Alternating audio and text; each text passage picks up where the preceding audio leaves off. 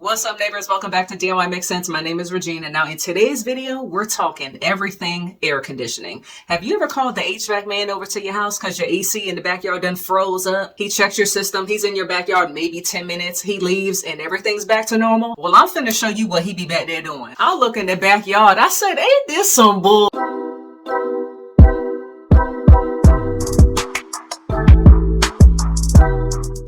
Now, if you go outside and find frost in your air conditioning unit, this is what you want to do. First, you want to turn the thermostat off and leave the fan on.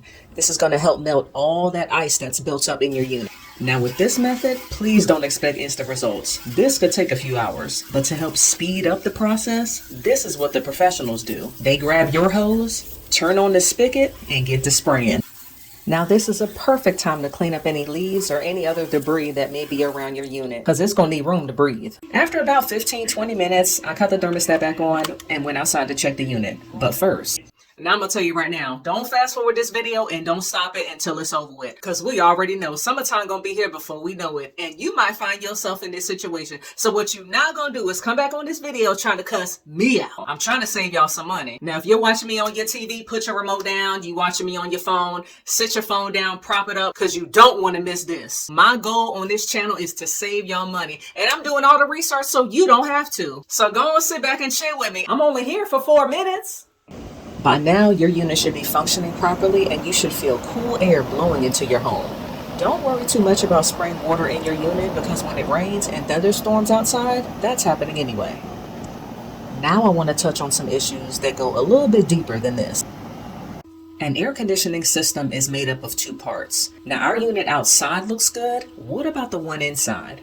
Now these are your system's evaporator coils, and they work in conjunction with your air handling unit or your blower. And the key component to this air handling system functioning properly is your air filter. When air is sucked into the system, it goes through the filter and the blower circulates that air around the evaporator. At that point, the cool air is dispensed into your home. But when there isn't good airflow, those evaporator coils can get too cold. And when they get too cold, at some point, they freeze. Now, there are a couple common reasons why your evaporator coils freeze. Number 1, there's an airflow issue. Number 2, there's a problem with your blower or the motor. 3, your refrigerant levels are off. Now, are there other issues that can contribute to these evaporator coils freezing? Absolutely, but these are the most common causes. Now, how do we remove all this ice? You can do 2 things. 1, you can cut the power to the AC unit itself at the breaker box, or you can turn the thermostat off, leaving the fan on. What you don't want to do is get some sharp object, some sharp tool, and start chipping the ice away. You could cause damage and new problems. While all this ice is melting, you definitely want to make sure you have lots of towels down on the floor because it's going to be messy. Once all that ice is gone and your coils are dry, your system should operate normally. However, if it freezes back up and you've already changed the air filter, you've got deeper problems and you're definitely going to want to hire a professional because there's likely something wrong that you can't fix yourself. But just know, a dirty air filter is oftentimes the number 1 culprit to your system freezing up. So you got to stay on top of switching them out according to the manufacturer's guidelines. Now let's get into the price check. Hiring a professional will cost you hundreds of dollars,